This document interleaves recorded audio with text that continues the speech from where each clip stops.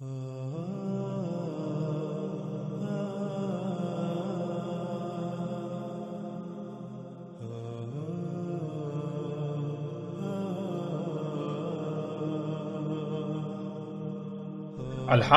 ہم مختلف پہلوں سے دجال پر کھل کر بات کر چکے۔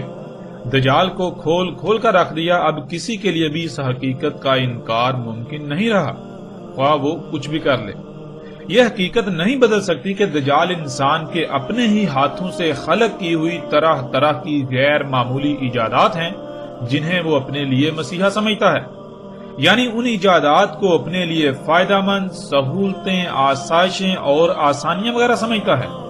انہیں ترقی سمجھتا ہے، لیکن حقیقت یہ نہیں ہے، بلکہ حقیقت اس کے بالکل برعکس ہے، جسے گزشتہ اقساط میں مختلف پہلوں سے واضح کر دیا گیا کہ یہ مسیحا نہیں بلکہ دجل ہے، یہ دجل عظیم ہے، یہ فساد عظیم ہے،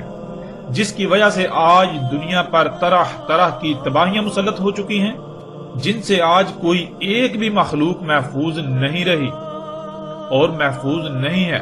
اور اسی کی وجہ سے یہی زمین ان قریب وہ جہنم بن جائے گی جس کا وعدہ انسانوں سے کیا گیا۔ ناظرین، اتنا کچھ کھلنے کے باوجود ہم مزید ایسے پہلو پر بھی بات کریں گے کہ جو لوگ اپنی جہالت کی بنا پر اب تک اپنی ضد پر قائم ہیں کہ یہ دجال نہیں، حالانکہ ان کے پاس ایک بھی دلیل نہیں ہے سوائے ضد، حسد، بغض اور دشمنی کے، لیکن ان لوگوں کی جہالت کو مد نظر رکھتے ہوئے، یا پھر وہ لوگ جو ابھی تک علماء نامی جہلاء امام الدجال طبقے کے دجل کا شکار ہیں، ان کے لیے اس جہالت یا اس طبقے کے دجل سے نکلنے میں آسانی ہو جائے، مزید ایسے پہلوں پر بات کریں گے۔ اس کے باوجود بھی اگر کوئی تسلیم نہیں کرتا تو ایسے لوگوں کے لیے اتمام حجت ہو جائے گی، کل روز محشر ان کے پاس کوئی بہانہ نہیں ہوگا۔ ناظرین، رسول اللہ صلی اللہ علیہ وآلہ وسلم نے کہا تھا کہ دجال اس وقت تک نہیں نکلے گا جب تک کہ قسطنطینیہ فتح نہیں ہو جاتا، جیسا کہ آپ سکرین پر روایت کو دیکھ سکتے ہیں۔ رسول اللہ صلی اللہ علیہ وآلہ وسلم نے کہا، نہیں نکلے گا دجال یہاں تک کہ فتح ہو جائے قسطنطینیہ۔ ناظرین، اس روایت کے علاوہ بھی کئی کتب روایات جنہیں کتب احادیث کہا جاتا ہے، ان میں ایسی روایات موجود ہیں جن میں رسول اللہ صلی اللہ علیہ وآلہ وسلم کے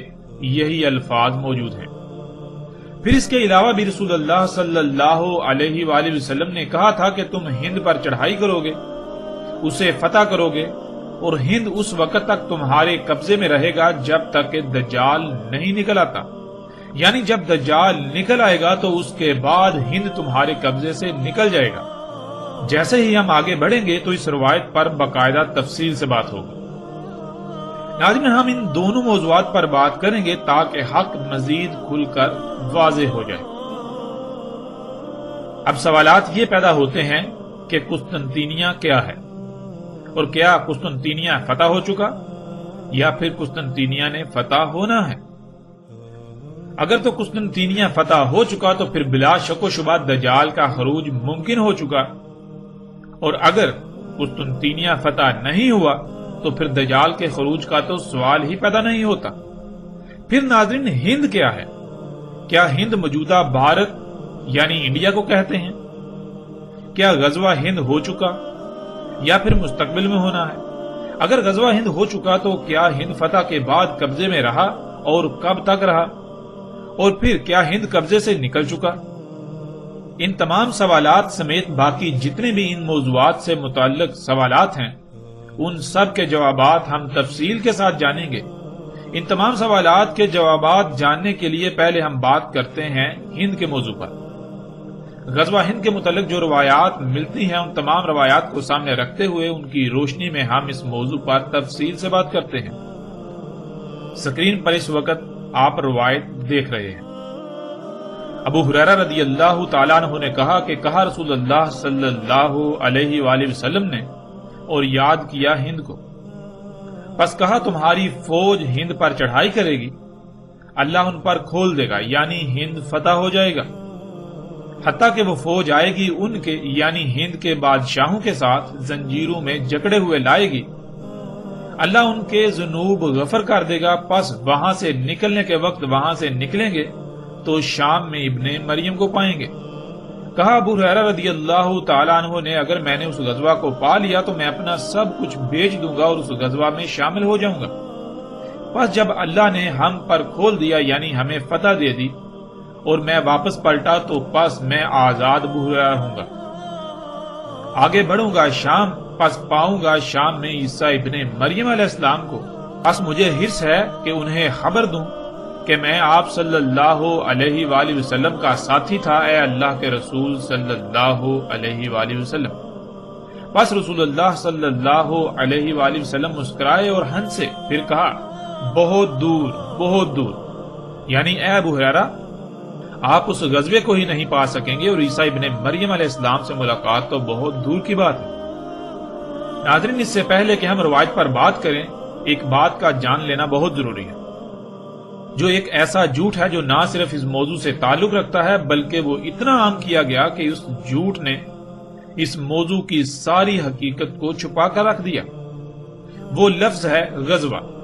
جس کے معنی یہ بیان کیے جاتے ہیں کہ غزوہ اس جنگ کو کہتے ہیں جس میں رسول اللہ صلی اللہ علیہ وآلہ وسلم نے بذات خود بنفس نفیس شرکت کی ہو، یا پھر جس کی کمانڈ خود رسول اللہ صلی اللہ علیہ وآلہ وسلم نے کی ہو۔ لیکن حقیقت یہ ہے کہ یہ ایک ایسا بہت بڑا جھوٹ ہے جس کا حقیقت کے ساتھ دور دور تک کوئی تعلق نہیں، اس کا حقیقت کے ساتھ رائی برابر بھی تعلق نہیں۔ ناظرین، عربی کا لفظ غزوہ مجموعی طور پر 3 الفاظ کا مجموعہ ہے جنہیں آپ سکرین پر دیکھ سکتے ہیں۔ ان میں پہلا لفظ ہے غزا، دوسرا لفظ ہے زو اور تیسرا لفظ جو کہ ایک حرف پر مشتمل ہے جو کہ ساکت تے ہے۔ غزا کے معنی ہے آغاز کرنا، پہل کرنا، شروع یا ابتدا کرنا، اور زو کے معنی چڑھنا، چڑھائی کرنا وغیرہ، اور اس مقام کی طرف اشارہ کرتا ہے جس کے بارے میں بات کی جا رہی ہوتی ہے۔ اگر جس کے بارے میں بات کی جا رہی ہو اس کا نام آگے موجود ہو تو نہیں بلکہ تے کا استعمال ہوگا، تے استعمال کیا جائے گا، کیونکہ عربی میں تے براہ راست اس شے یا عوامل کے لیے استعمال ہوتی ہے جن کا ذکر کرنا مقصود ہو۔ اگر نام یا براہ راست اس شے کا ذکر نہ ہو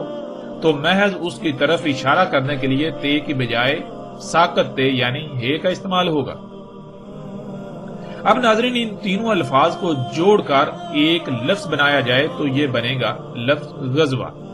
جس کے معنی ہے کسی پر چڑھائی کی ابتدا کرنا، چڑھائی کا آغاز کرنا، چڑھائی میں پہل کرنا۔ اور ناظرین، پھر ایک اور بات بھی یاد رکھیں کہ یہ لفظ تو عربی کا لفظ ہے جو محمد رسول اللہ صلی اللہ علیہ وآلہ وسلم کی بعثت سے قبل بھی استعمال ہوتا تھا، نہ کہ یہ لفظ محمد رسول اللہ صلی اللہ علیہ وآلہ وسلم کی بعثت کے بعد وجود میں آیا۔ جب یہ لفظ عربی کا ہے اور محمد علیہ السلام کی بعثت سے قبل بھی استعمال ہوتا تھا تو پھر ان لوگوں سے سوال ہے جو یہ کہتے ہیں اور اسے اپنا عقیدہ بنا چکے ہیں کہ غزوہ اسے کہتے ہیں جس میں رسول اللہ صلی اللہ علیہ وآلہ وسلم نے خود شرکت کی ہو یا جس جنگ کی کمانڈ خود رسول اللہ صلی اللہ علیہ وآلہ وسلم نے کی ہو۔ اگر یہی معنی ہے تو رسول اللہ صلی اللہ علیہ وآلہ وسلم کی بعثت سے قبل جب یہ لفظ استعمال ہوتا تھا تو وہاں اس کے معنی کیا لیے جائیں گے؟ تب تو رسول اللہ صلی اللہ علیہ وآلہ وسلم کی نہ بعثت ہوئی تھی اور نہ ہی ان کی پیدائش۔ ان کی پیدائش سے صدیاں قبل بھی یہ لفظ نہ صرف اپنا وجود رکھتا تھا بلکہ استعمال ہوتا رہا۔ ناظرین، آگے بڑھنے سے پہلے لفظ غزوہ کے معنی کو ذہن میں رکھنا بہت ضروری ہے۔ اگر اس سے اعراض کیا جائے گا، اس سے منہ موڑا جائے گا تو آپ حق کو سمجھنے کے بجائے الٹا اپنے پہلے سے اخذ کیے ہوئے نظریات سے باہر نہیں نکل سکیں گے اور حق کی پہچان بالکل ناممکن ہو جائے گی۔ اب آتے ہیں اس روایت کی طرف۔ ناظرین، اس روایت کی بنیاد پر آج آپ کو یہ بات اکثر سننے کو ملے گی جو کہ آج ایک عقیدے و نظریے کی حیثیت اختیار کر چکی ہے کہ جو گروہ یا فوج غزوہ ہند کرے گی یعنی ہند پر چڑھائی کرے گی، وہی گروہ لوگ یا فوج یہاں سے فتوحات کرتے ہوئے شام جائیں گے، اور جب شام پہنچیں گے، وہ گروہ شام پہنچے گا تو وہاں عیسیٰ ابن مریم علیہ السلام کو پائیں گے۔ عیسیٰ ابن مریم علیہ السلام چونکہ آخر الزمان میں قرب قیام الساعت آئیں گے اس لیے غزوہ ہند بھی ابھی مستقبل میں ہونا ہے۔ ناظرین، یہ ایک بہت ہی خطرناک عقیدہ ہے جس کی نہ تو کوئی بنیاد ہے اور نہ ہی اس میں ایک رائے برابر بھی حقیقت ہے۔ اس کے باوجود غزوہ ہند کے نام پر آج تک نہ صرف دھوکہ دیا جاتا رہا بلکہ آج بھی دھوکہ دیا جا رہا ہے۔ بلا شک و شبہ اس روایت میں ایسا تاثر ملتا ہے کہ جو لوگ غزوہ ہند کریں گے وہی شام میں عیسیٰ ابن مریم علیہ السلام کو پائیں گے، یعنی یہ ایک ہی گروہ ہے، لیکن حقیقت کیا ہے؟ جیسے ہی ہم آگے بڑھیں گے تو حقیقت کھل کر سامنے آ جائے گی۔ وہ ایک نہیں بلکہ الگ الگ دو گروہ ہیں۔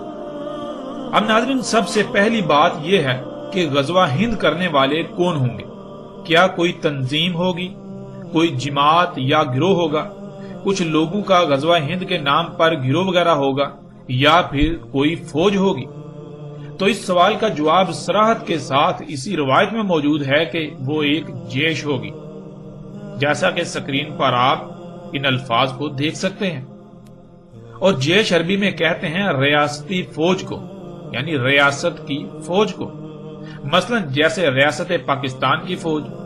ریاست سعودی عرب کی فوج، ریاست ایران کی فوج، یا دنیا میں جتنے بھی ممالک یعنی ریاستوں کی افواج ہیں، ریاستی فوج کو عربی میں جیش کہتے ہیں۔ روایت میں رسول اللہ صلی اللہ علیہ وآلہ وسلم کے الفاظ صراحت کے ساتھ موجود ہیں کہ غزوہ ہند کرنے والے لوگ ریاست کی فوج ہوگی، ریاستی فوج۔ ناظرین، اس حقیقت سے ان تمام لوگوں کی حقیقت آشکار ہو جاتی ہے جو کسی بھی ریاست کی فوج نہیں بلکہ مختلف گروہ، تنظیمیں یا جماعتیں وغیرہ ہیں، کہ اگر وہ غزوہ ہند کو اپنی طرف منسوب کرتے ہیں یا وہ غزوہ ہند کے نام پر لوگوں کو اپنی طرف مائل کر رہے ہیں تو وہ نہ صرف اپنے دعوے، اپنی بات میں اعلیٰ درجے کے جھوٹے ہیں بلکہ وہ غزوہ ہند کے نام پر اپنے ذاتی مفاد یا عزائم کی تکمیل کے لیے معصوم ذہنوں سے کھلواڑ کرتے ہیں اور کر رہے ہیں، اور ان معصوم ذہنوں کو اپنے باطل عزائم کے لیے گمراہ کرتے ہوئے استعمال کرتے ہیں۔ اب ناظرین، سوال یہ پیدا ہوتا ہے کہ وہ کس ریاست کی فوج ہوگی؟ آج یہ بات آپ کو کثرت کے ساتھ سننے کو ملے گی کہ غزوہ ہند ریاست پاکستان کی فوج لڑے گی۔ تو ناظرین، اس میں کتنی حقیقت ہے اسے بھی ہم محمد رسول اللہ صلی اللہ علیہ وآلہ وسلم کے اپنے ہی الفاظ سے جان لیتے ہیں کہ محمد علیہ السلام نے کس ریاست کی فوج کا ذکر کیا تھا۔ اس وقت سکرین پر آپ کو روایت نظر آ رہی ہے۔ رسول اللہ صلی اللہ علیہ وآلہ وسلم نے کہا، بیت المقدس میں بادشاہ ہوگا، بھیجے گا ایک فوج ہند کی طرف، پس وہ اسے فتح کر لیں گے، پس روندیں گے ہند کی زمین کو اور پائیں گے اس کے خزانے، پس وہ بادشاہ ان خزانوں کو بیت المقدس کی زیبائش پر استعمال کرے گا، اور اس فوج کے آگے ہوں گے ہند کے بادشاہ بیڑیوں میں جکڑے ہوئے، اور وہ فتح کر لیں گے جو درمیان ہے مشرق و مغرب کے، اور رہیں گے ہند میں دجال کے خروج تک، یعنی ہند کو فتح کرنے کے بعد دجال کے خروج تک ہند ان کے قبضے میں رہے گا، لیکن جب دجال نکل آئے گا تب ہند ان کے قبضے سے نکل جائے گا۔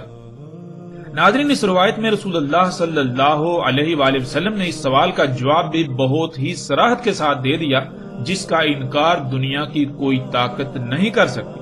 رسول اللہ صلی اللہ علیہ وآلہ وسلم نے کہا کہ بیت المقدس میں بادشاہ ہوگا جو ہند کی طرف فوج بھیجے گا ہند پر چڑھائی کے لیے، اور بیت المقدس شام میں واقع ہے۔ ناظرین، شام میں کوئی بادشاہ ہوگا جو ہند کی طرف یعنی ہند پر چڑھائی کے لیے فوج بھیجے گا۔ اس سے کئی باتیں کھل کر سامنے آ جاتی ہیں، ان میں ایک یہ کہ ناظرین، اگر ریاست پاکستان کی فوج غزوہ ہند کرے گی تو کیا پاکستان شام میں واقع ہے؟ کیا بیت المقدس شام کی بجائے پاکستان میں ہے؟ پھر کیا پاکستان میں بادشاہت قائم ہے؟ کیونکہ جس ریاست کی فوج نے غزوہ ہند کرنا تھا اس ریاست کے بارے میں تو روایت میں صراحت کے ساتھ رسول اللہ صلی اللہ علیہ وآلہ وسلم کے الفاظ موجود ہیں کہ اس ریاست میں بادشاہت قائم ہوگی۔ اور پھر ایسا نہیں کہ رسول اللہ صلی اللہ علیہ وآلہ وسلم کسی ایک خاص گروہ کو مخاطب کر کے بات کر رہے ہیں، بلکہ وہ اپنے اصحاب کے سامنے اپنی امت کو مخاطب کرتے ہوئے بات کر رہے ہیں کہ امت مسلمہ کی ریاست اس وقت بادشاہت میں بدل چکی ہوگی اور ریاست اسلام کا بادشاہ ہند پر چڑھائی کے لیے فوج بھیجے گا۔ یعنی ایسا بالکل نہیں ہے کہ اسلام کے نام پر کئی ریاستیں وجود میں آ چکی ہوں گی، یعنی کئی ممالک وجود میں آ چکے ہوں گے جن میں جمہوریت نامی نظام قائم ہوگا یا کچھ میں بادشاہت وغیرہ قائم ہوگی اور ان میں سے کسی ریاست کا سربراہ ہند پر چڑھائی کے لیے فوج بھیجے گا، ایسا قطعاً نہیں کہا۔ بلکہ رسول اللہ صلی اللہ علیہ وآلہ وسلم نے اپنے امتیوں کے سامنے پوری امت کو مخاطب کرتے ہوئے کہا تھا کہ بیت المقدس میں بادشاہ ہوگا، یعنی تمہاری ریاست جو اس وقت نبوی ہے، ایک وقت آئے گا جب یہ نبوی طرز کی بجائے بادشاہت میں بدل جائے گی، اور اس وقت اس کا دارالخلافہ شام ہوگا، اور بیت المقدس شام میں ریاست اسلامیہ کا بادشاہ فوج کو ہند پر چڑھائی کے لیے بھیجے گا۔ ناظرین، اب حقیقت آپ کے سامنے ہے۔ پھر یہاں ایک اور سوال ان لوگوں سے بھی ہے جو یہ عقیدہ و نظریہ رکھتے ہیں کہ ہند کو فتح کرنے والا گروہ فتوحات کرتے ہوئے شام پہنچے گا تو وہاں عیسیٰ ابن مریم علیہ السلام کو پائے گا۔ اگر ایسا ہے تو پھر وہ گروہ شام کو کس سے فتح کرے گا؟ کیا اسی بادشاہ سے؟ روایت میں تو صراحت کے ساتھ یہ مذکور ہے، رسول اللہ صلی اللہ علیہ وآلہ وسلم کے یہ الفاظ موجود ہیں کہ شام سے فوج آئے گی ہند پر چڑھائی کرنے کے لیے، یعنی شام پہلے ہی قبضے میں ہوگا، نہ صرف قبضے میں ہوگا بلکہ وہ ریاست کا دارالخلافہ ہوگا، وہ اسلامی ریاست کا دارالخلافہ ہوگا۔ ایسا نہیں ہوگا کہ ہند سے شام کی طرف فوج جائے گی، اس لیے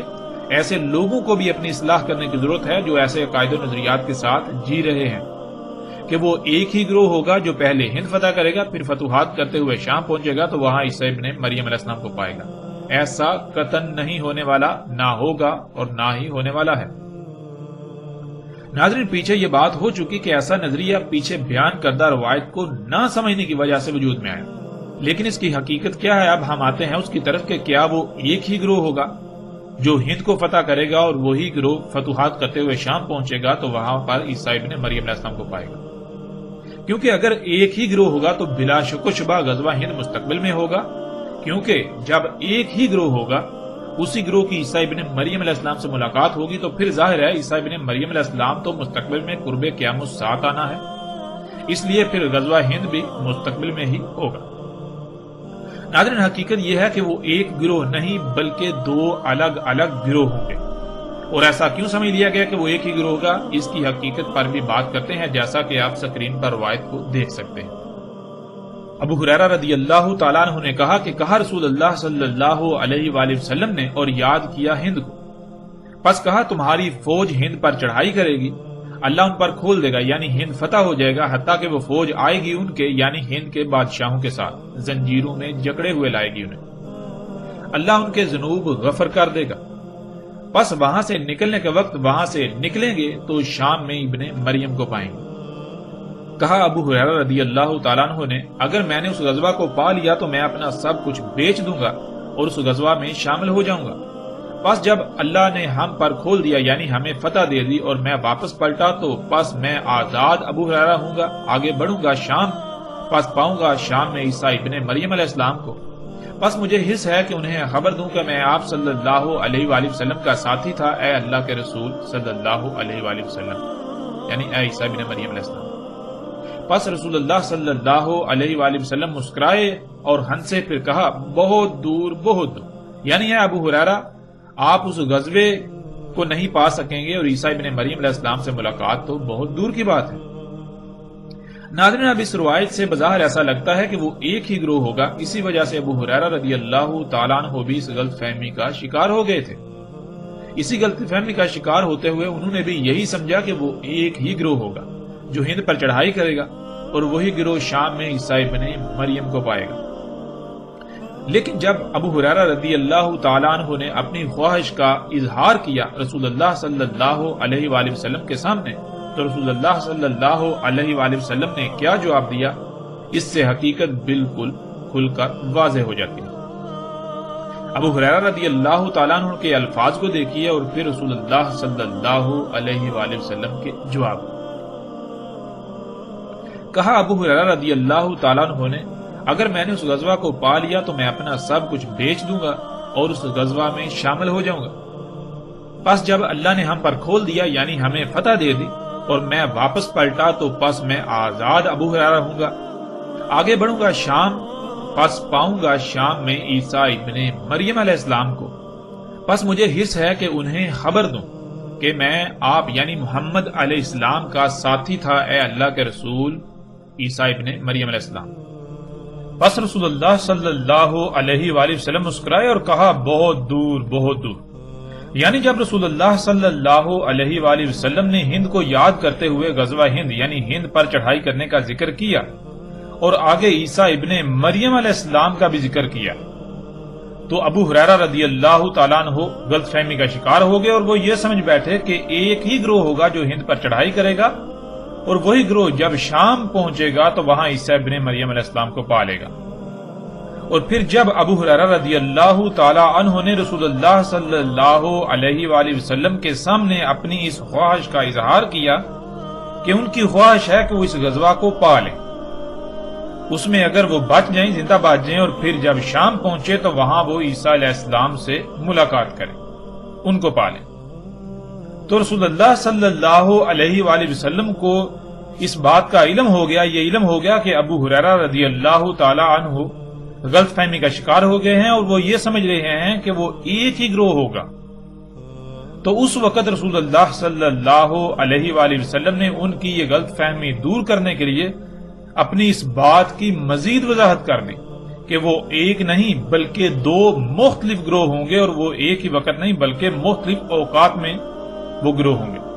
جیسا کہ آپ سکرین پر روایت کو دیکھ رہے ہیں۔ رسول اللہ صلی اللہ علیہ وآلہ وسلم نے کہا میری امت سے دو گروہوں کو اللہ نے آگ سے آزاد کر دیا، ایک جسے آگ سے آزاد کیا وہ ہند پر چڑھائی کرے گا، اور دوسرا گروہ وہ جو ہوگا عیسیٰ ابن مریم علیہ السلام کے ساتھ۔ ناظرین، جب ابو ہریرہ رضی اللہ تعالی عنہ پر یہ بات واضح ہو گئی کہ وہ ایک نہیں دو الگ الگ گروہ ہوں گے تو اس کے بعد ابو ہریرہ رضی اللہ تعالیٰ عنہ کے ایسے الفاظ نہیں ملتے کہ جس سے یہ بات ثابت ہو کہ اس کے بعد بھی ابو ہریرہ رضی اللہ تعالیٰ عنہ نے اپنی اسی خواہش کا ذکر کیا ہو، اسی خواہش کا اظہار کیا ہو۔ ابو ہریرہ رضی اللہ تعالیٰ عنہ نے صرف رسول اللہ صلی اللہ علیہ وآلہ وسلم کے سامنے اس وقت اپنی اس خواہش کا اظہار کیا جب رسول اللہ صلی اللہ علیہ وآلہ وسلم نے ہند کا ذکر کرتے ہوئے، ہند کو یاد کرتے ہوئے غزوہ ہند کا ذکر کیا اور ابن مریم سے شام میں ملاقات والی بات کی، اور رسول اللہ صلی اللہ علیہ وآلہ وسلم کو اسی وقت ادراک ہو گیا کہ ابو ہریرہ رضی اللہ تعالیٰ عنہ یہ سمجھ رہے ہیں کہ وہ ایک ہی گروہ ہوگا جو غزوہ ہند میں شریک ہوگا اور اس کے بعد شام میں ابن مریم سے ملے گا۔ اسی وجہ سے رسول اللہ صلی اللہ علیہ وآلہ وسلم نے اس کی وضاحت کر دی کہ وہ ایک گروہ نہیں بلکہ وہ دو الگ الگ گروہ ہوں گے، جیسا کہ پیچھے بیان کردہ روایت میں آپ دیکھ چکے ہیں۔ اور اس کے بعد ابو ہریرہ رضی اللہ تعالیٰ عنہ کے جو بھی الفاظ ملتے ہیں ان میں یہی ملتا ہے کہ ابو ہریرہ رضی اللہ تعالیٰ عنہ نے اس کے بعد کبھی بھی ابن مریم علیہ السلام سے ملاقات کی خواہش کا اظہار نہیں کیا، بلکہ وہ صرف غزوہ ہند میں شمولیت کی خواہش کا شدت سے اظہار کیا کرتے تھے، جس سے یہ بھی ثابت ہو جاتا ہے کہ ابو ہریرہ رضی اللہ تعالیٰ عنہ کو یقین تھا اور علم تھا کہ غزوہ ہند اتنا قریب ہے کہ ہو سکتا ہے وہ اتنی زندگی پا لیں کہ اس میں شریک ہو سکیں۔ اور جب غور کریں تو یہ بات ثابت بھی ہو جاتی ہے کہ ابو ہریرہ رضی اللہ تعالیٰ عنہ اپنی خواہش کا جو اظہار کرتے تھے وہ حقیقت میں اسی لیے کرتے تھے کہ غزوہ ہند بہت قریب تھا اور ان کو لگتا تھا کہ ہو سکتا ہے وہ تب تک حیات ہوں اور اسے پا لیں۔ جیسا کہ ابو ہریرہ رضی اللہ تعالیٰ عنہ کی وفات 77 سال کی عمر میں سن 57 ہجری میں ہوئی اور غزوہ ہند ابو ہریرہ رضی اللہ تعالیٰ عنہ کی وفات کے صرف 33 سال بعد 90 ہجری میں ہوا، یعنی اگر ابو ہریرہ رضی اللہ تعالیٰ عنہ مزید 33 سال زندہ رہتے تو وہ غزوہ ہند کو پا لیتے۔ یہی وہ وجہ تھی جس وجہ سے ابو ہریرہ رضی اللہ تعالیٰ عنہ اپنی اس خواہش کا اظہار کیا کرتے تھے، کیونکہ انہیں اس بات کا علم تھا کہ غزوہ ہند قریب ترین ہونے والے واقعات میں سے ایک ہے۔ ناظرین، اب سوال یہ پیدا ہوتا ہے کہ ابو ہریرہ رضی اللہ تعالیٰ عنہ کو کیسے اس بات کا علم تھا کہ غزوہ ہند قریب ترین ہونے والے واقعات میں سے ایک ہے، کہ ہو سکتا ہے کہ وہ اسے پا لیں؟ تو اس کا جواب بھی بالکل واضح ہے۔ جیسا کہ سکرین پر آپ روایت کو دیکھ رہے ہیں۔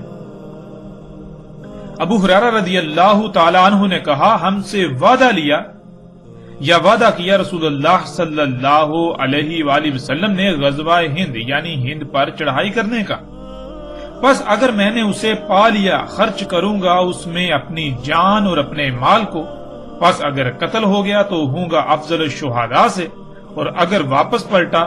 میں ہوں گا آزاد کر دیا گیا ابو ہریرہ، یعنی جہنم کی آگ سے آزاد کر دیا گیا۔ ناظرین، اس روایت میں بالکل صراحت کے ساتھ واضح ہے کہ ابو ہریرہ رضی اللہ تعالیٰ عنہ یہ کہہ رہے ہیں کہ رسول اللہ صلی اللہ علیہ وآلہ وسلم نے ان سے ہند پر چڑھائی کرنے کا وعدہ لیا۔ مطلب یہ کہ رسول اللہ صلی اللہ علیہ وآلہ وسلم اپنے اصحاب کو یہ بتا رہے ہیں کہ ہند پر چڑھائی تمہاری زندگیوں میں ہی ہوگی، تو اس وقت تک تم میں سے جو زندہ رہے تو وہ وعدہ کرے کہ ہند پر چڑھائی کرنے والوں میں شامل ہوگا، شمولیت اختیار کرے گا۔ پھر کئی روایات ایسی ہیں جن میں رسول اللہ صلی اللہ علیہ وآلہ وسلم کے واضح ترین الفاظ موجود ہیں کہ رسول اللہ صلی اللہ علیہ وآلہ وسلم نے کہا تھا کہ آج جو آنکھ کھلی ہے وہ 100 سال تک بند ہو جائے گی۔ یعنی بہت سی روایات میں یہ بات صراحت کے ساتھ ملتی ہے کہ رسول اللہ صلی اللہ علیہ وآلہ وسلم نے کہا تھا کہ میرے اصحاب 100 سال تک زندہ رہیں گے، 100 سال بعد میرے اصحاب میں سے کوئی زندہ نہیں رہے گا، جس سے یہ بات بالکل کھل کر واضح ہو جاتی ہے کہ غزوہ ہند رسول اللہ صلی اللہ علیہ وآلہ وسلم کے بعد 100 سال کے اندر اندر ہونا تھا، اور جب غزوہ ہند 100 سال کے اندر اندر ہونا تھا تو اس وقت رسول اللہ صلی اللہ علیہ وآلہ وسلم کے کئی اصحاب کا زندہ ہونا اور اس میں شرکت کرنا بھی لازم تھا۔ ناظرین، یہ وہ وجہ تھی جس وجہ سے ابو ہریرہ رضی اللہ تعالیٰ عنہ نے غلط فہمی دور ہونے کے بعد کبھی بھی عیسیٰ ابن مریم علیہ السلام سے ملاقات کی خواہش کا اظہار نہیں کیا، بلکہ الٹا اس کے برعکس غزوہ ہند میں شمولیت کا شدت سے اظہار کیا کرتے تھے، اس لیے کہ انہیں اس بات کا یقین تھا کہ غزوہ ہند 100 سال کے اندر اندر ہونا ہے، ہو سکتا ہے وہ اتنی عمر پا لیں، اگر اتنی عمر پا لیں تو وہ اس میں ہر صورت شامل ہوں گے اور اپنا مال اپنی جان سب کچھ وہ اس میں خرچ کر دیں گے۔ ناظرین، اب اگر دیکھا جائے تو رسول اللہ صلی اللہ علیہ وآلہ وسلم نے ایک نہیں کئی مواقع پر یہ بات کہی کہ میرے اصحاب 100 سال تک زندہ رہیں گے، تو کیا ابو ہریرہ رضی اللہ تعالیٰ عنہ کو اس بات کا علم نہیں تھا کہ وہ پیچھے جو عمر پا چکے اس کے علاوہ وہ اگر زندہ رہتے ہیں تو زیادہ سے زیادہ 100 سال؟ جب انہیں اس بات کا علم تھا اور پھر غزوہ ہند اگر آخر الزمان میں جا کر ہونا تھا، قرب قیام الساعۃ کے قریب ہونا تھا، تو پھر وہ کیسے اپنی اس خواہش کا اظہار کر سکتے ہیں؟ جبکہ انہیں اس بات کا علم ہے کہ وہ زیادہ سے زیادہ 100 سال زندہ رہ سکتے ہیں، لیکن غزوہ ہند 100 سال بعد یعنی کہ صدیوں بعد جا کے ہوگا۔ جب انہیں اس بات کا علم تھا تو پھر اس کے باوجود وہ کیوں شدت سے اپنی اس خواہش کا اظہار کیا کرتے تھے؟ یہ بات بالکل واضح ہے، اس لیے کہ انہیں اس بات کا علم تھا کہ غزوہ ہند 100 سال کے اندر اندر ہونا ہے، نہ کہ اس کے بعد۔ اور رسول اللہ صلی اللہ علیہ وآلہ وسلم کی وفات کے بعد جب کبھی بھی ابو ہریرہ رضی اللہ تعالیٰ عنہ نے اپنی اس خواہش کا اظہار کیا تو اس میں کبھی بھی عیسیٰ ابن مریم علیہ السلام سے ملاقات کی خواہش کا اظہار نہیں کیا، بلکہ انہوں نے صرف اور صرف غزوہ ہند میں شمولیت کے خواہش کا اظہار کیا، جیسا کہ آپ ان روایات میں دیکھ سکتے ہیں۔ رسول اللہ صلی اللہ علیہ وآلہ وسلم نے کہا، میری امت سے 2 گروہوں کو اللہ نے آگ سے آزاد کر دیا، ایک جسے آگ سے آزاد کیا وہ ہند پر چڑھائی کرے گا، اور دوسرا گروہ وہ جو ہوگا عیسیٰ ابن مریم علیہ السلام کے ساتھ۔ ابو ہریرہ رضی اللہ تعالیٰ عنہ نے کہا، ہم سے وعدہ کیا یا ہم سے وعدہ لیا رسول اللہ صلی اللہ علیہ وآلہ وسلم نے غزوہ ہند کا یعنی ہند پر چڑھائی کا، پس اگر میں نے اسے پا لیا خرچ کر دوں گا اس میں اپنی جان اور اپنے مال کو، پس اگر قتل ہو گیا تو ہوں گا افضل الشہداء سے، اور اگر واپس پلٹا پس میں ہوں گا آزاد کر دیا گیا ابو ہریرہ، یعنی جہنم کی آگ سے آزاد کر دیا گیا۔ ابو ہریرہ رضی اللہ تعالیٰ عنہ نے کہا، مجھے بتایا ایک واقعہ میرے دوست نے جس کی ہر بات سچی ہوتی ہے اللہ کے رسول صلی اللہ علیہ وآلہ وسلم نے۔ کہ انہوں نے کہا ہوگا اس امت میں بیس کیا جائے گا سندھ اور ہند کی طرف، یعنی لشکر کو فوج کو بھیجا جائے گا سندھ اور ہند کی طرف، پس اگر میں نے اسے پا لیا پس میں شہید ہو گیا، پس وہی ہوا یعنی جو رسول اللہ صلی اللہ علیہ وسلم نے کہا افضل الشہداء سے، اور اگر میں واپس پلٹا پس میں یہ الفاظ ذکر کروں گا اور میں آزاد ابو ہریرہ، تحقیق مجھے آزاد کر دیا گیا آگ سے،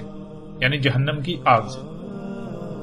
ناظرین اب فیصلہ آپ خود کر سکتے ہیں کہ آیا وہ ایک ہی گروہ ہوگا یا پھر وہ دو الگ الگ گروہ ہوں گے۔ یہ فیصلہ آپ کے اختیار میں، حقیقت ہر لحاظ سے آپ پر کھل کر واضح ہو چکی، یہ بات کھل کر ہر لحاظ سے واضح ہو چکی کہ وہ ایک نہیں بلکہ دو الگ الگ گروہ ہوں گے اور دو مختلف اوقات میں۔ ان میں سے ایک ریاست کی فوج ہوگی اور دوسرا وہ گروہ ہوگا، وہ لوگ ہوں گے جو عیسیٰ ابن مریم علیہ السلام کو پہچان کر ان کا ساتھ دیں گے، ان کے ساتھی ہوں گے۔ جب اس بات کی وضاحت ہو گئی تو ابو ہریرہ رضی اللہ تعالیٰ عنہ پر بھی یہ حقیقت واضح ہو گئی۔ اسی وجہ سے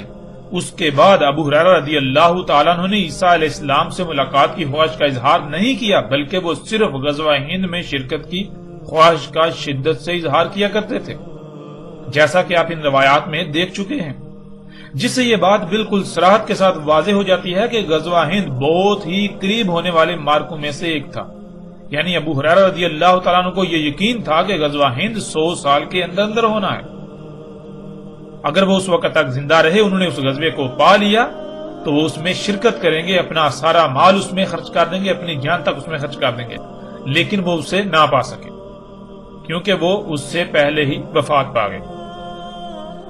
اب ناظرین جیسے رسول اللہ صلی اللہ علیہ وآلہ وسلم نے کہا تھا بالکل ویسا ہی ہوا۔ رسول اللہ صلی اللہ علیہ وآلہ وسلم نے کہا تھا کہ خلافت علی منہاج النبوہ یعنی نبوت کی طرز پر خلافت رہے گی، یعنی جو نائبیت ہے وہ رہے گی 30 سال۔ مطلب یہ کہ جو ریاست میں قائم کر کے جا رہا ہوں یہ ہے نبوی ریاست، اور میرے بعد یہ ریاست نبوی طرز پر رہے گی 30 سال۔ اس کے بعد خلافت بادشاہت میں بدل جائے گی، یعنی جیسا نظام ریاست رسول اللہ صلی اللہ علیہ وآلہ وسلم وضع کر کے گئے تھے ویسا صرف 30 سال تک چلے گا، اس کے بعد اس کے برعکس بادشاہت قائم ہو جائے گی۔ خلافت علی منہاج النبوہ میں ریاست کے سربراہ کے لیے مشاورت کا حکم ہے کہ خلیفہ مومنوں کی مشاورت سے آنا چاہیے، یعنی جو ریاست کا سربراہ ہے وہ مومنوں کی مشاورت سے آنا چاہیے، اور اس کے برعکس بادشاہت کہتے ہیں نسل در نسل اقتدار کے منتقل ہونے کو، اور بالکل یہی ہوا۔ 30 سال تک خلافت علی منہاج النبوہ رہی اور اس کے بعد معاویہ بن سفیان نے اسے بادشاہت میں بدل دیا۔ یوں خلافت بنو امیہ کے خاندان میں بادشاہت کی صورت اختیار کر گئی۔ معاویہ بن سفیان نے اپنی آخری ایام میں اپنے بیٹے یزید بن معاویہ کو اقتدار منتقل کر دیا، یزید بن معاویہ کے بعد اس کے بیٹے، اور اسی طرح یہ بادشاہت چلتی رہی۔ اسی دوران نہ صرف ریاست اسلامیہ کا دارالخلافہ شام تھا بلکہ ایک ایسا بادشاہ آیا جس کا نام عبد الملک بن مروان تھا۔ شام میں موجود بادشاہ عبد الملک بن مروان نے ریاستی فوج کو سندھ اور ہند پر چڑھائی کے لیے بھیجا، اور حیران کن طور پر اس وقت سندھ اور ہند میں بھی بادشاہتیں قائم تھیں۔ اس فوج نے نہ صرف سندھ اور ہند کو فتح کیا بلکہ اس کے بادشاہوں کو، اس کے امراء کو بیڑیوں میں جکڑ کر شام میں موجود بادشاہ کے سامنے پیش کیا، یعنی بالکل ویسا ہی ہوا، وہی ہوا جس کا ذکر محمد رسول اللہ صلی اللہ علیہ وآلہ وسلم نے کیا تھا۔ اور پھر کئی صدیاں تک ہند انہی کے قبضے میں رہا، یہاں تک کہ دجال کا خروج نہیں ہو گیا۔ ناظرین آپ یہ جان کر چونک جائیں گے کہ جسے آج آپ صنعتی انقلاب کا نام دیتے ہیں، جسے صنعتی انقلاب کا نام دیا جاتا ہے، صنعتی انقلاب جو کہ دجال ہے، ہم پیچھے ہر لحاظ سے، ہر پہلو سے واضح کر چکے گزشتہ ایک ساتھ میں۔ اس کی ابتدا برطانیہ سے ہوئی۔ دجال کے خروج کے بعد برطانیہ ہی وہ واحد ملک تھا جس نے ہند کو مسلمانوں سے ان کے ہند پر کئی صدیوں کے قبضے کے بعد چھین لیا۔ یوں ہند مسلمانوں کے قبضے سے نکل گیا۔ اب ناظرین، جب رسول اللہ صلی اللہ علیہ وآلہ وسلم نے بالکل صراحت کے ساتھ یہ کہا تھا کہ ہند اس وقت تک تمہارے قبضے میں رہے گا جب تک کہ دجال نہیں نکل آتا،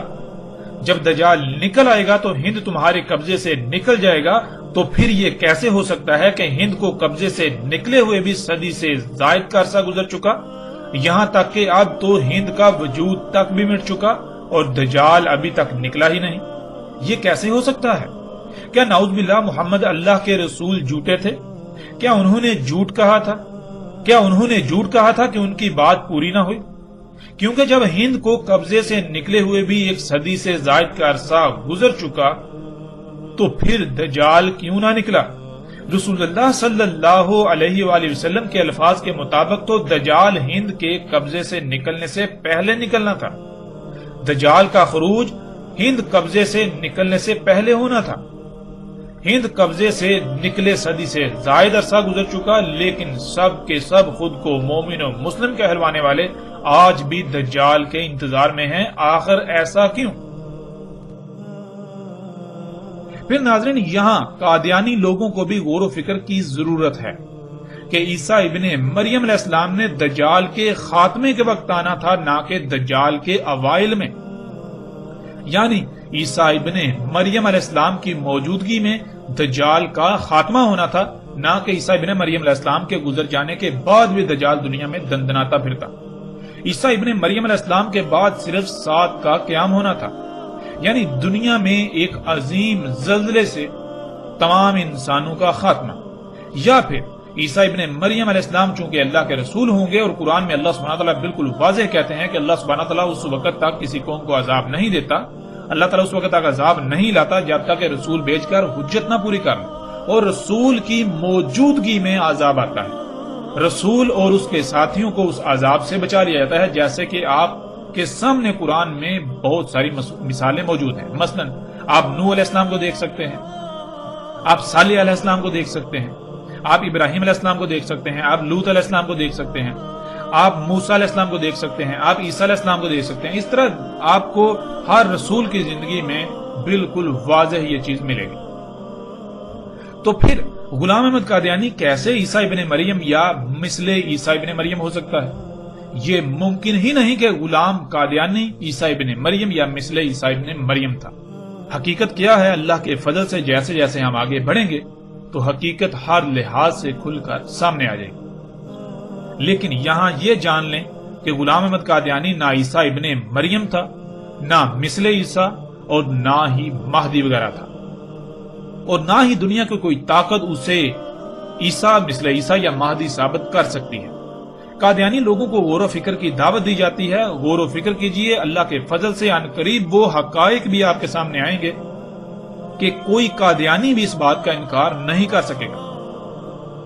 اور ناظرین، پھر تاریخ گواہ ہے جتنے بھی رسول آئے ان کی زندگی میں انہیں تکذیب و تضلیل کا نشانہ بنایا گیا، اور انہی کی زندگی میں انہیں اللہ نے سچا ثابت کر دکھایا۔ جیسے اللہ نے ہر شے سے اسی کا جوڑا خلق کیا، جس طرح انسانوں کے نزدیک زمین پر یوم کا جوڑا لیل اور نہار خلق کیا گیا۔ یوم کی ابتدا لیل یعنی اندھیرے سے ہوتی ہے، پھر بالآخر اندھیرے کو روشنی کے سامنے پسپا ہونا پڑتا ہے۔ بالکل اسی طرح ہر رسول کی زندگی میں بھی 2 مرحلے آئے۔ پہلا مرحلہ جو صرف خالص دعوت پر مبنی تھا، جس میں ہر رسول کو جن کی طرف اسے بھیجا گیا یا انہیں بھیجا گیا ان کی طرف سے تکذیب و تضلیل کا سامنا کرنا پڑا، لیکن دوسرے مرحلے میں دشمنوں کو بھی یا تو انہیں تسلیم کرنا پڑا، یا پھر اللہ نے اپنے عذاب کا فیصلہ سنا کر رسول اور اس کے ساتھیوں کو اس عذاب سے بچا کر رسول کی صداقت کی گواہی دے دی، اور پھر مجبوراً سب کو رسول کو تسلیم کرنا پڑا، اور پھر ہر رسول کے بعد ان کی دعوت لفظ با لفظ سچی ثابت ہوئی، جس وجہ سے بعد والے بھی انہیں تسلیم کرنے پر مجبور ہو گئے کہ واقعتاً فلاں اللہ کا رسول تھا، یعنی اللہ کا ہی بھیجا ہوا تھا۔ اور ہر رسول کے بعد دنیا کی کوئی طاقت اسے غلط ثابت نہیں کر سکی، بلکہ الٹا اس کی تصدیق ہی کی گئی۔ کوئی ایک بھی ایسا رسول نہیں ہے جو واقعتاً اللہ کا رسول تھا لیکن بعد میں کسی نے اسے غلط ثابت کیا ہو، کیونکہ یہ ممکن ہی نہیں۔ اللہ اپنے بندوں کو یعنی اللہ اپنے غلاموں کو رسوا نہیں کرتا۔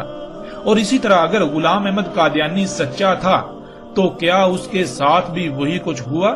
جو گزشتہ رسولوں کے ساتھ ہو چکا؟ ایسا قطعاً نہیں ہوا۔ جیسے جیسے ہم آگے بڑھیں گے تو ہم اللہ کے فضل سے اللہ کی کتاب سے ایسے ایسے حقائق سامنے لائیں گے کہ دنیا کا کوئی ایک بھی قادیانی ان حقائق کو جھٹلا نہیں سکے گا، ان کا رد نہیں کر سکے گا، خواہ وہ کچھ بھی کر لے، خواہ کچھ بھی ہو جائے۔ اور پھر اگر غلام احمد قادیانی اللہ کا رسول تھا تو پھر اسے بھی کوئی جھوٹا ثابت نہیں کر سکتا، لیکن اگر ایسا ہو جاتا ہے تو غلام احمد قادیانی اللہ کا رسول نہیں بلکہ کذاب ثابت ہوگا، جو کہ وہ تھا۔ اور اللہ کے فضل سے ان قریب حقیقت آپ خود جان لیں گے جسے دنیا کا کوئی ایک بھی قادیانی غلط ثابت نہیں کر سکے گا اور نہ ہی اس حقیقت کا رد کر سکے گا، کیونکہ جس کا رد ہو سکے وہ حق ہی کہاں ہوا؟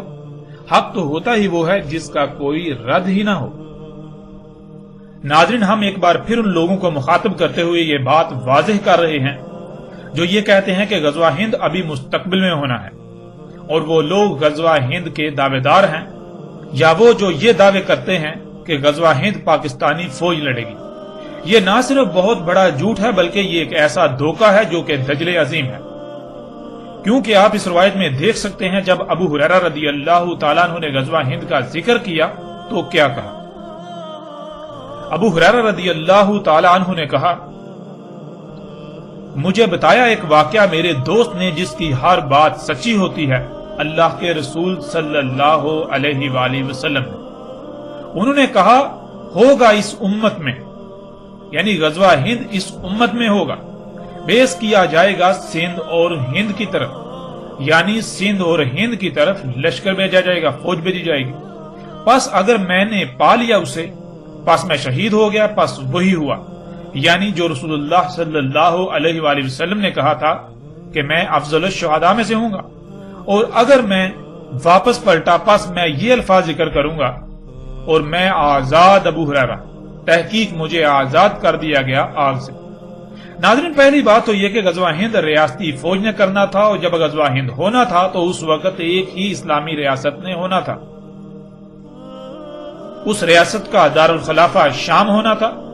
اور اس وقت اسلامی ریاست میں بادشاہت ہونا تھی۔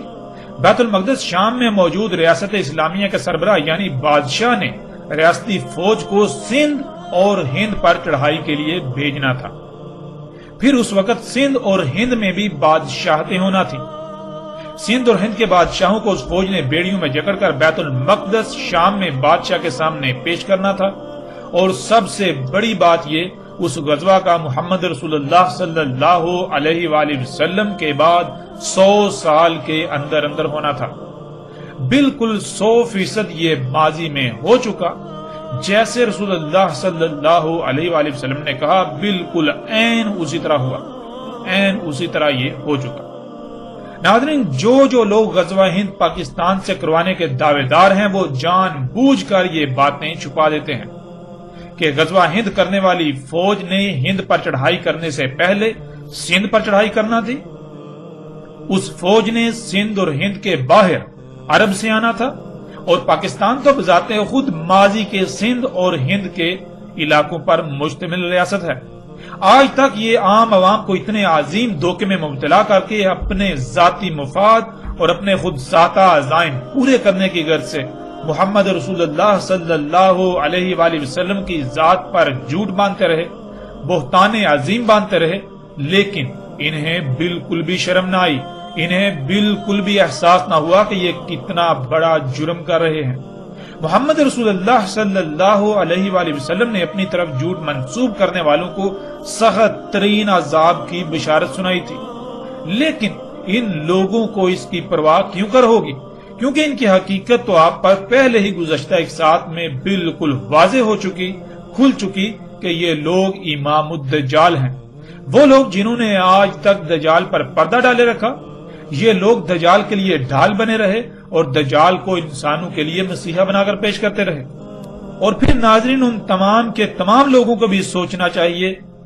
اس سے پہلے کہ دیر ہو جائے، وقت ہاتھ سے نکل جائے، جو غزوہ ہند کے نام پر مختلف دھوکہ بازوں کے چنگل میں پھنسے ہوئے ہیں، جو ان کے دجل کا شکار ہو کر ان کے مذموم مقاصد کو پروان چڑھانے میں اعلیٰ کار بن رہے ہیں، جان لو ہر لحاظ سے حق تم پر واضح ہو چکا۔ آج تم حق سے اعراض تو کر سکتے ہو، لیکن کل کو تمہارے پاس کوئی عذر نہ ہوگا۔ آج وقت ہے، فیصلہ تمہارے اپنے ہاتھ میں ہے۔ اپنی آنکھیں کھولو اس سے پہلے کہ وہ وقت آ جائے جب سوائے پچھتاوے کے کچھ نہ رہے۔ اور پھر یہ بھی جان لیں کہ رسول اللہ صلی اللہ علیہ وآلہ وسلم نے جس وقت کہا تھا، اس وقت ہند مشرکین کے قبضے میں تھا، اور اس وقت ہند اپنا وجود رکھتا تھا۔ اب جب کہ رسول اللہ صلی اللہ علیہ وسلم یہ کہہ رہے ہیں کہ تم ہند پر چڑھائی کرو گے، تو پھر یہ ذہن میں رکھیں کہ جب بھی ہند پر چڑھائی ہوگی، یعنی کہ جب پہلی بار جب ہند پر یعنی کہ جب ریاست اسلام کی طرف سے ہند پر چڑھائی ہوگی تو اس کا ذکر کیا جا رہا ہے۔ ہرگز ایسا نہیں کہا رسول اللہ صلی اللہ علیہ وسلم نے کہ تم ہند پر چڑھائی کرو گے، اس کے بعد ہند فتح کر لو گے، پھر تم ہند میں رہو گے اس وقت تک جب تک کہ ہند تمہارے قبضے سے نکل نہیں جاتا۔ پھر جب ہند تمہارے قبضے سے نکلے گا پھر وہ مختلف ٹکڑوں میں تقسیم ہو جائے گا، یعنی ممالک میں تقسیم ہو جائے گا۔ تو ہند جو ہے وہ سری لنکا، بنگلہ دیش، نیپال، انڈیا اور پاکستان، ان ممالک کی صورت میں تقسیم ہو جائے گا۔ تو اس وقت تم جو ہے ان میں سے جو انڈیا نامی خطہ ہے اس پر چڑھائی کرو گے، ایسا قطعاً کہیں بھی رسول اللہ صلی اللہ علیہ وآلہ وسلم نے نہیں کہا۔ آج ہند کا وجود ہی نہیں، آج ہند کا وجود ہی نہیں ہے۔ دنیا کا نقشہ اٹھا کر دیکھیں تو دنیا کے نقشے سے آپ کو ہند نہیں ملے گا، آپ کو پاکستان ملے گا، آپ کو انڈیا ملے گا، آپ کو نیپال ملے گا، آپ کو سری لنکا ملے گا، آپ کو بنگال ملے گا، بنگلہ دیش ملے گا۔ تو ناظرین، آج پہلی بات تو یہ کہ ہند کا وجود ہی ختم ہو چکا۔ رسول اللہ صلی اللہ علیہ وآلہ وسلم نے ہند پر چڑھائی کا کہا تھا، نہ کہ بنگلہ دیش یا انڈیا یا نیپال یا سری لنکا کا کہا۔ ہند کا آج وجود ختم ہو چکا، جو کچھ ہونا تھا وہ ماضی میں ہو چکا۔ آج وہ لوگ جو غزوہ ہند کے نام پر معصوم ذہنوں سے کھلواڑ کر رہے ہیں، وہ اپنے دعوے میں، اپنی بات میں انتہائی اعلیٰ درجے کے جھوٹے ہیں، کذاب ہیں، ان کے دھوکے میں مت آئیے۔ حقیقت ہم نے ہر لحاظ سے آپ کے سامنے رکھ دی۔ اس کے باوجود بھی اگر آپ شخصیات سے متاثر ہیں، انہیں اپنا الہ بنانا چاہتے ہیں، آپ مختلف گروہوں سے متاثر ہیں، آپ اپنی ہی خواہشات کی اتباع کرنا چاہتے ہیں، تو پھر آپ کے لیے رستہ کھلا ہے، آپ جو جی میں آئے کریں، جو جی چاہے کریں۔ لیکن یہ جان لیں، حق آپ کے سامنے کھل چکا۔ کل کو آپ کے لیے کوئی ایک بھی بہانہ یہ نہیں ہوگا کہ آپ کو فلاں نے گمراہ کر دیا، آپ فلاں کے جانسے میں آ گئے۔ آپ کے پاس کوئی ایک بھی بہانہ نہیں رہے گا۔ اب اس موضوع کے آخر میں ان تمام لوگوں سے سوال کیا جاتا ہے کہ جب رسول اللہ صلی اللہ علیہ وآلہ وسلم کے الفاظ کے عین مطابق سندھ اور ہند پر چڑھائی ہوئی، اسے فتح کیا گیا، وہ صدیوں تک مسلمانوں کے قبضے میں رہا، بالآخر وہ قبضے سے نکل گیا۔ جب قبضے سے نکلا تو ہند کا وجود ختم ہو گیا، پھر وہ ہند نہیں رہا۔ اور رسول اللہ صلی اللہ علیہ وآلہ وسلم نے کہا تھا کہ ہند تمہارے قبضے سے اس وقت تک نہیں نکلے گا جب تک کہ دجال نہیں نکلا تھا۔ دجال کے نکلنے کے بعد ہند تمہارے قبضے سے نکلے گا۔ تو غور کریں، ہند قبضے سے نکلے ہوئے ایک صدی سے زائد کا عرصہ گزر چکا، یہاں تک کہ ہند کا وجود ہی مٹ چکا۔ تو پھر دجال کہاں گیا؟ کیا رسول اللہ صلی اللہ علیہ وآلہ وسلم نے جھوٹ کہا تھا؟ قطعاً نہیں، قطعاً نہیں، قطعاً نہیں۔